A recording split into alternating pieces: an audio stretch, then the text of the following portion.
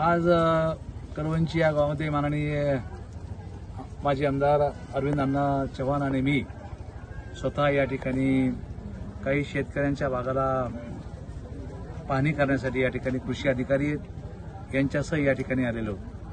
खरं तर हंगाम हा पावसाचा 1 महिना अगोदर सुरू झाल्यामुळं अनेक द्राक्ष बागायतदाराच्या याच्यावर खूप मोठा परिणाम होतो आणि अतिरिक्त पाऊस झाडाला मिळाल्यामुळं अनावश्यक झाडाची वाढ या ठिकाणी होते. अनावश्यक फुटवे त्याला फुटतात आणि त्यातून मग गर्भधारणा वगैरे होत नाही. त्यामुळं हा शेतकऱ्यांचं भविष्य काळामध्ये मोठ्या प्रमाणात नुकसान होऊ शकतं आणि तशा प्रकारचे आदेश किंवा तशा प्रकारचा अहवाल कृषी अधिकाऱ्याने तातडीनं शासनाला दिला पाहिजे, अशा प्रकारची मागणी मी आपल्या माध्यमातून या ठिकाणी करतो.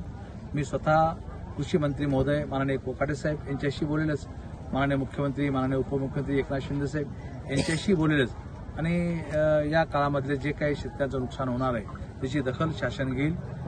यापेक्षा 4 तारखेला जो पाऊस झाला होता मागच्या, त्या संदर्भात जी गारपीट झाली होती आणि हे वाघरूळ मंडळ आणि रामनगर मंडळ या मंडळातला सदोष अशा प्रकारची ती यंत्रणा असल्यामुळं तिथं 0-0 पाऊस दाखवतो.